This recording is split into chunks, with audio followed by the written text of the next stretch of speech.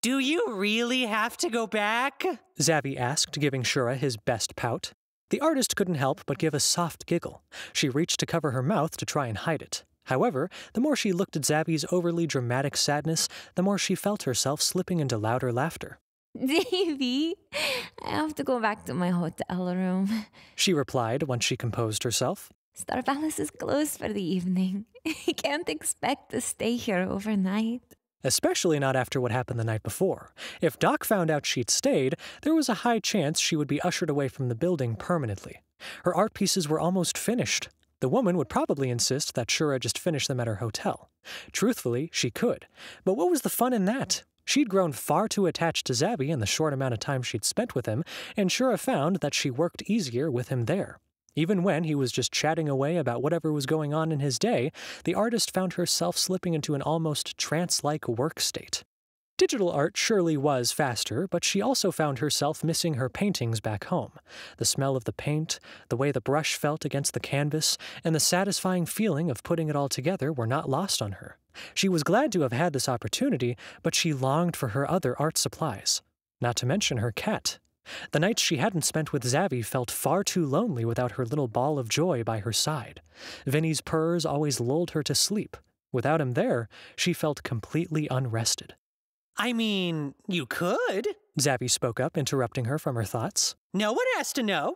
There's showers in the back, and you know you love my bed. He bent down, coming face to face with her, flashing the artist a grin. It's not like I'm going to tell anyone. He purred. Stay with me. As he spoke, Shura felt a pair of Zavi's hands grasping her own. The feeling of their fingers lacing together set off a frenzy of butterflies in her stomach. Shura tried to speak, but nothing came out of her mouth. Her face was so hot all of a sudden. For a moment, she thought it might have been because someone had messed with the temperature in the building. From the way Zavi smirked at her and looked over her features, she could tell that that wasn't the case. But I have to... Do you? He pulled on her hands, leading her closer. Having 4 of them was so incredibly useful. It meant that he could hold her hands and caress her face. The bot watched her shiver as he pressed his fingers against the sides of her neck, sliding them all the way up to cup her cheeks. Shura felt her knees grow weak. Why did this feel so nice? She was melting into his every motion, completely at Zavi's mercy. Someone in the lobby said something, but she didn't hear them.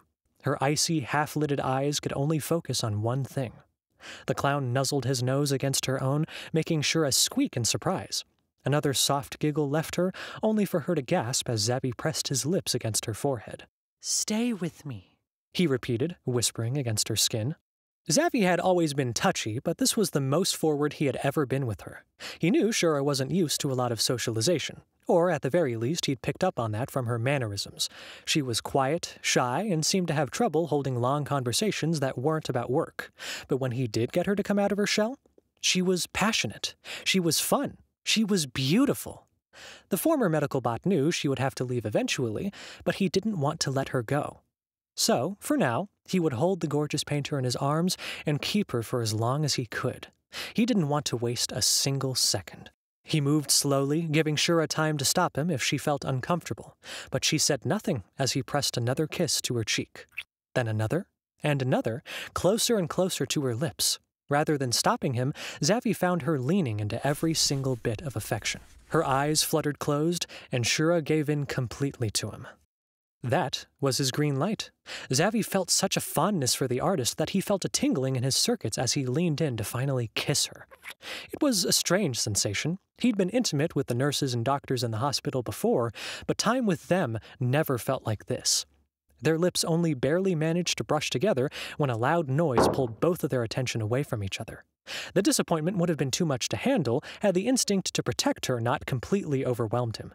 Even without looking at her, Zavi could tell that Shura's heart rate had elevated in fright. Her eyes grew wide as she saw the man standing in the doorway, outright trying to shove the door open as Cricket fought to keep it closed. I said, we're closed! They shouted. Ugh. Get lost, Buster! I'm calling the cops! Ugh. Get out of my way, Suka! Came a voice that Shura knew all too well. Fear gripped her heart tightly, completely chasing away the feeling of affection that had been there only seconds ago. Dmitri, she said breathlessly. So, this was Dmitri? Xavi looked over the man as he fought to shove his way through the glass door. No wonder Shura was so intimidated by him. He was huge, at least 6'4" tall, and he had more muscles than Xavi would have figured. For some reason, he'd thought that perhaps the man would have had similar medical problems as his sibling. Seeing him now, though, he looked as healthy as could be. Even Cricket, as strong as they were, was having trouble keeping him out. All of Xavi's arms wrapped tightly around Shura in an attempt to make her feel safe. Even so, he could feel her trembling in his grasp. Then, Dmitri spotted them. Shura! He yelled. Get over here. We're going home now. The command had Shura trapped in panic. Her body moved on autopilot, attempting to follow his orders. Xavi held her in place. He'd known this man for less than a minute, and already he knew she wasn't safe. Who the hell even are you? Cricket demanded. Get the fuck out of my way! The two fought over the door with more intensity than Shura was used to seeing Dmitri use. She wasn't even sure how Cricket was managing to hold their own. Part of her feared that the door itself would break from the sheer force they were using against it. The larger man managed to get his arm inside, reaching around to try and yank on Cricket's hoodie enough to choke them. They faltered, and as they started to slip, Dmitri shoved the door as hard as he could. A loud crack rang through the room as it made contact with the security guard's head, and the last thing Shura saw before Xavi turned her away was Cricket's body hitting the ground. Shura, look at me. Xavi commanded, grasping both sides of her head. I need you to run to my room right now. Can you do that? Shura hesitated, only for Xavi to grasp her waist to try and ground her. Can you do that? He repeated, his voice firmer than before. With a panicked squeak, the artist took off running as fast as she could manage. She could hear her brother calling out to her, but she did her best to ignore him. Her legs felt like jelly, and the carpet under her shoes felt unreal. This moment felt unreal. Dmitri stepped over Cricket's body, not caring if he'd hurt them. The only thing on his mind right now was getting Shura and going home. If only there wasn't a clown standing between him and his sibling. Get out of my way, he growled. Nah, I don't think I will. Xavi cooed back, almost sickeningly sweet as he moved closer. I don't think you heard our lovely security guard the first time. Star Palace is closed. You need to leave. The man didn't listen. Rather than leaving, he sprinted forward with the intent of running past Xavi. Really? The bot sighed out, rolling his eyes. With a strength that shocked Dmitri, the clown slammed his hand against the man's chest, shoving him backward onto the floor. The sheer force of it knocked the wind out of him, and he wheezed, staring up at Xavi with wide eyes. Perhaps he shouldn't have been surprised. He was a robot after all. Still, Dmitri was stubborn. The tall man was back on his feet to try once more to rush the other. Again, Xavi pushed him back so hard that he slid across the tile and slammed into the doorway. What's going on? Westley asked, rushing into the room. He'd been locking up for the night, and a fight was the last thing he was expecting. Oh, nothing. Xavi chimed. Just taking out the trash. Dmitri recoiled back, but nothing could stop Xavi from picking him up by the bulk of his leather jacket and quite literally throwing him out of the still open door. The man hit the pavement and rolled with an unhappy string of curses. He sat up, glaring daggers at the clown that had now locked him out of the building. That was that. For now, at least. He stood, brushing off his pants in anger, and stormed away. He'd be back. There was no doubt in Xavi's mind about that. For now, though, he turned his attention to more important things.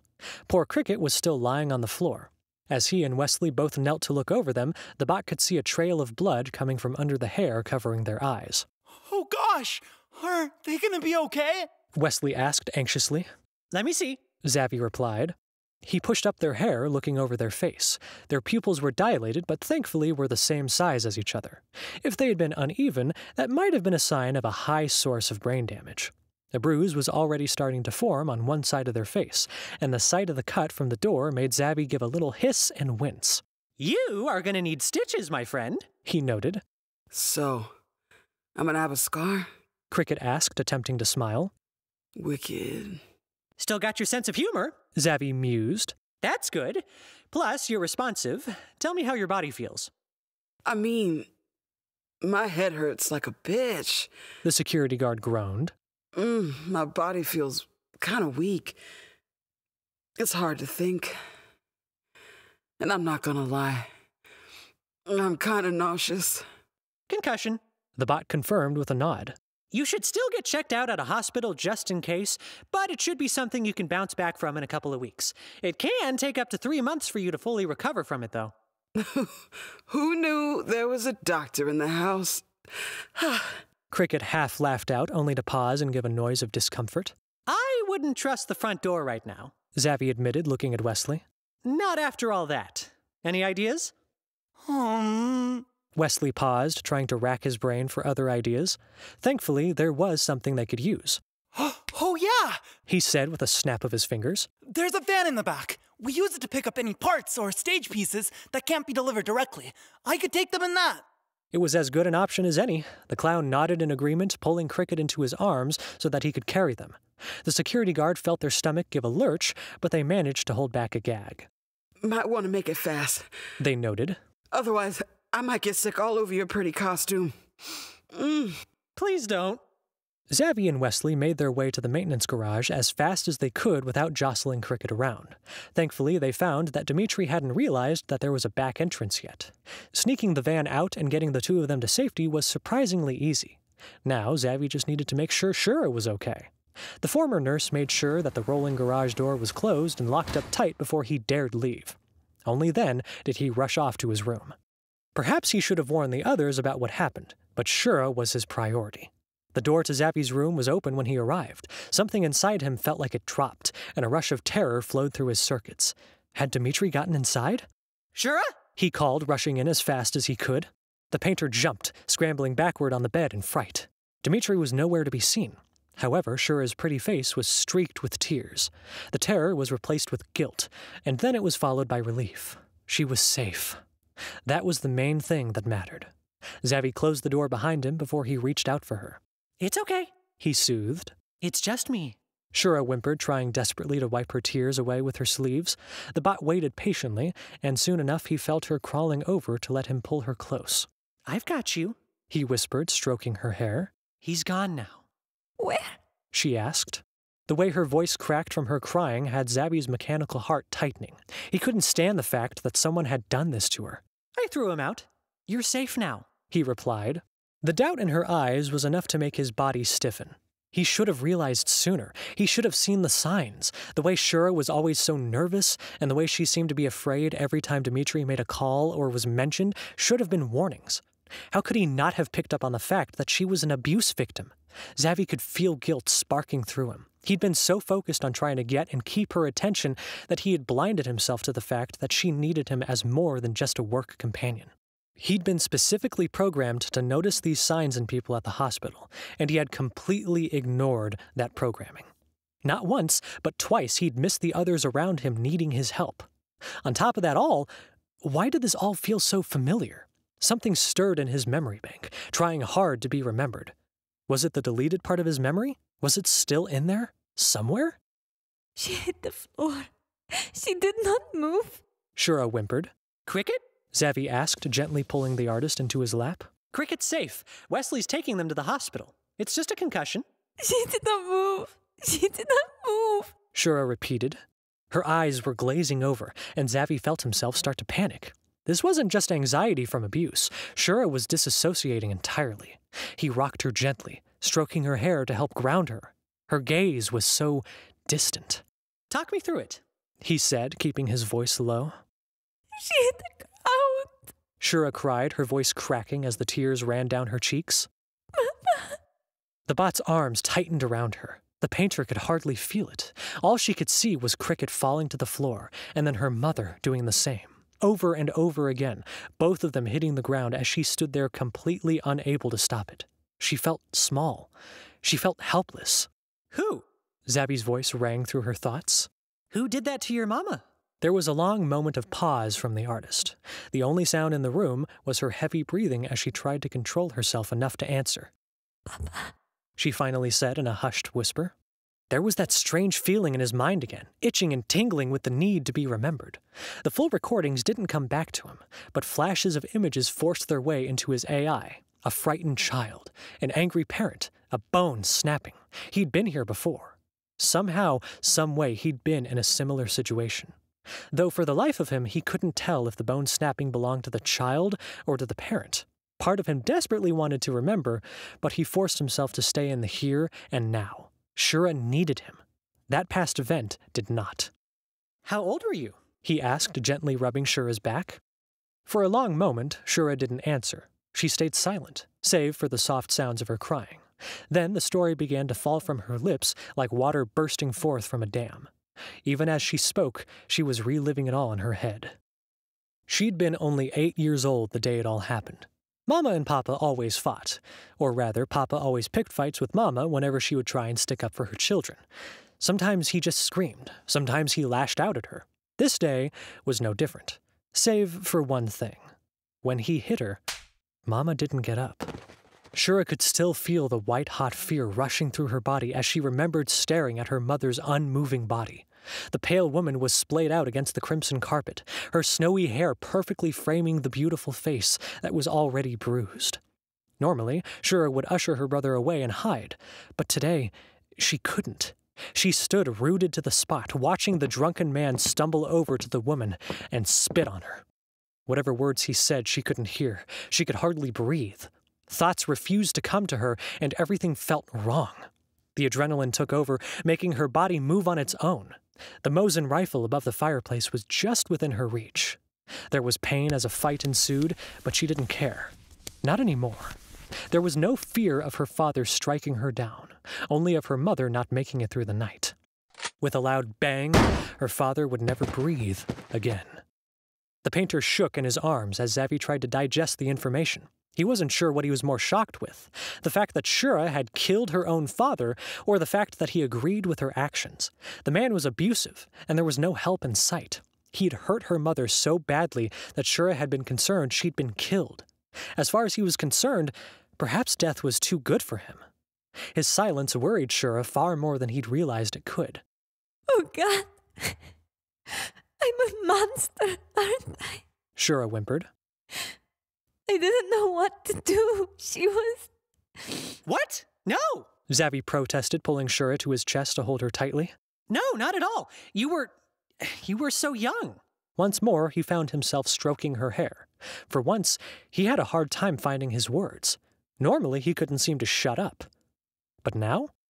You panicked. He finally managed to whisper, rocking her gently in his arms. You panicked, and you did the only thing younger you could think of. You stopped the abuse. You know, in a less than legal way, but it was self-defense. I won't judge you for that. Shura's arms tightened around him, and the painter nuzzled into his chest as much as she could. He could feel her curling against him, as though she was trying to disappear entirely. You've got trauma, and you need therapy. Lots of therapy, but you're not a monster, he continued. But I am curious. Were there any police involved? What happened after that? Shura sniffled, reaching to rub her nose with her hand. I dragged his body outside. She admitted. I didn't want to be taken away from my family, or for anyone to think my mama did it. So I had my dog, Igor. Rather than finishing the sentence, Shura made a motion with her hand as though it were a mouth eating something. That was enough to get Xavi to understand what she meant. I reported it the next day as a hunting accident. She continued, leaning against Xavi's chest once more. We lived in the woods. Things like that were not uncommon. Xavi was shocked. Shura had covered up a murder flawlessly at 8 years old. He honestly didn't know whether he should be frightened or impressed by her ingenuity. Due to the situation leading up to the event, he decided to roll with the latter of the two. That's really smart, actually. What, you read a lot of murder mystery novels as a kid or something? He teased, booping her on the nose with a chuckle. Actually, yes. She admitted. I loved murder mysteries and fairy tales. Xavi tried his best not to, but a burst of laughter erupted from him before he could stop it. He'd only been joking, but somehow he'd landed right on the money. Shura's eyes went wide in shock, and she gazed up at the much larger being. She'd just admitted her deepest, darkest secret, and he wasn't afraid of her? Why are you laughing? She asked, her brows knitting together in confusion. I'm sorry, he said, only just managing to contain himself. I just wasn't expecting you to answer like that. I'm not laughing at you, I promise. No, I think I needed it. Shura admitted, fiddling with the fabric of Xavi's sleeve. It surprised me so much that it pulled me out of my unhappiness, if only for a moment. We can stop talking about it if you want, Zabby replied. But before we do, is it okay if I ask one last question? The Russian molded over for a moment before she nodded in response. If your papa was gone, how did Dmitri, turn out just like him?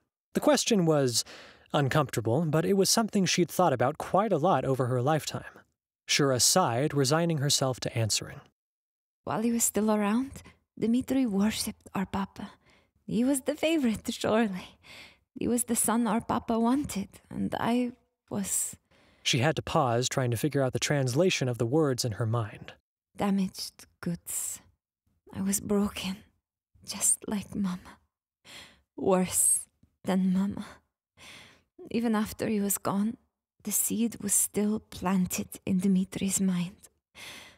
I never knew how to prune it. That made enough sense to the bot. He was no therapist, but he could understand a son looking up to a father enough to emulate his behaviors. History was starting to repeat itself. How long would it be until Dmitri pushed things too far? Xavi, she whispered, pulling the bot's attention back to her. I don't want to think about this anymore. Please. It hurt him to see so much pain in her eyes as she looked up into his own green hues. She was too beautiful to be allowed to feel such sadness. Will you distract me? He leaned down, once more pressing his lips to her forehead. He felt her stiffen before she melted into his embrace. The affection was welcomed, just as it was before. I'll do my best, he whispered against her skin.